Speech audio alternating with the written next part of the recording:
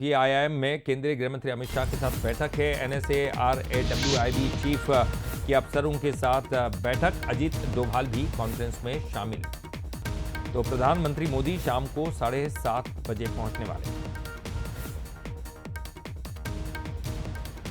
तो आपको बताते चलें कि देश भर से 600 अधिकारी वीआईपी इस दौरान मौजूद रहेंगे। नक्सल, हिंदू मुस्लिम तनाव और ड्रग्स पर यहां पर खासतौर पर बातचीत में फोकस किया जाएगा। आंतरिक सुरक्षा, महिला सुरक्षा पर भी यहां चर्चा होगी।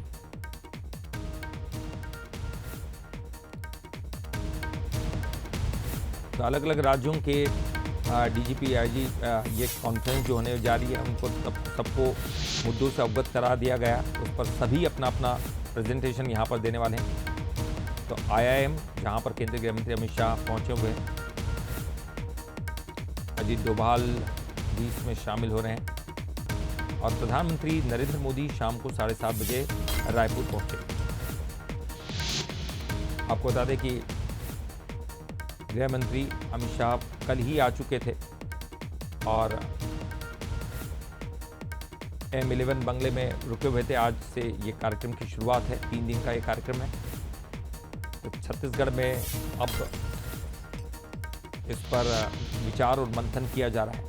तो विकसित भारत और मेन जो थीम है वो सुरक्षा की है, आंतरिक सुरक्षा, जिस पर चर्चाएं होंगी। तमाम राज्यों के विशिष्ट अतिथियों को बुलाएगा। डीजीपी कॉन्फ्रेंस है, आईजी डीजीपी कॉन्फ्रेंस। इसमें तमाम लोग यहाँ पर अब आंतरिक सुरक्षा जैसे मुद्दों पर मंथन करते हुए देखेंगे। उनमें बहुत ज़्यादा फोकस होगा नक्सल ऑपरेशंस पर, हिंदू मुस्लिम तनाव पर और ड्रग्स पर। ये बहुत बड़ी और गंभीर समस्या है। इस देश से उसको ख़त्म करना है तो निश्चित तौर पर एक बड़ी रणनीति की ज़रूरत होगी।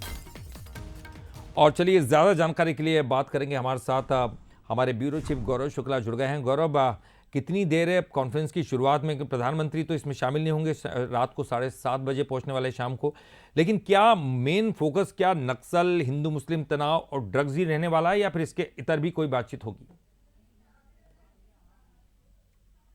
जी बिल्कुल अली, देखिए केंद्रीय गृह मंत्री अमित शाह की उपस्थिति में 3 दिवसीय डीजीआईजी कॉन्फ्रेंस जो शुरू हो गया और आईआईएम जो है वहाँ नवा रायपुर में ये कॉन्फ्रेंस जारी है और लगातार 3 दिनों तक देश के आंतरिक सुरक्षा और के साथ साथ नक्सलवाद, माओवाद जैसे विषयों पर यहाँ पर चर्चा होगी। और यदि हम आज की बात करें तो आज 2 विषयों पर चर्चा होने वाली है, जिसमें सबसे पहले राष्ट्रीय सुरक्षा, वामपंथी उग्रवाद क्षेत्रों के लिए व्यापक रणनीति तैयार की जाएगी और दूसरी जो उभरती चुनौतियाँ हैं, क्षमताएं, आपदा प्रबंधन में पुलिस एवं नागरिक सुरक्षा को लेकर यहाँ पर 2 विषयों में चर्चा होगी। नक्सलवाद जो कि छत्तीसगढ़ की सबसे बड़ी समस्या थी और खुद केंद्रीय गृह मंत्री ने इसका बेड़ा उठाया था। मार्च 2026 तक प्रदेश और देश से नक्सलवाद खत्म करने का जो बेड़ा उठाया था और लगातार जो सफलताएं यहां पर मिल रही है उस विषय पर यहां पर पहली चर्चा होगी, उस पर रणनीति बनेगी। वहीं दूसरी रणनीति जो है आपदा प्रबंधन पर यहां पर बातचीत होगी। दूसरा सत्र है उसमें इस विषय पर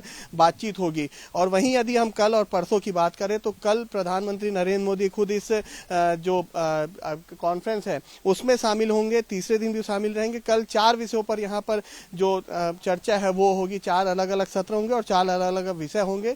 वहीं आखिरी दिन 2 सत्र में यहाँ पर चर्चाएं होंगी और बातचीत होगी। कुल मिलाकर ये भी कहा जा सकता है कि जो नक्सलवाद खात्मे की बात कही थी और उसके बाद जिस तरीके से छत्तीसगढ़ में लगातार सफलता मिल रही है उसके मद्देनजर ही यहाँ पर आईजी कॉन्फ्रेंस, डीजीपी कॉन्फ्रेंस यहाँ पर किया जा रहा है। और खुद लगातार अमित शाह इस पूरे मसले पर नजर बनाए रखे थे और आज से इस कॉन्फ्रेंस का शुभारंभ हो गया है।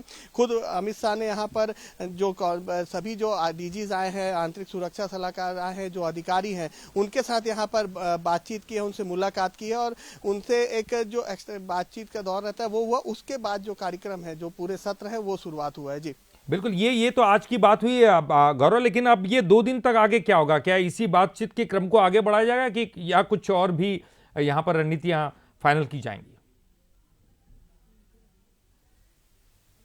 जी बिल्कुल ललित, देखिए रणनीतियां तैयार होती हैं, रणनीति तैयार करने के लिए ही यहाँ पर ये बैठक की जा रही है और केवल देश में ही नहीं, केवल भारत के लिए ही नहीं, बाहर की भी जो समस्या है उन विषयों पर यहाँ पर चर्चा होने वाली है।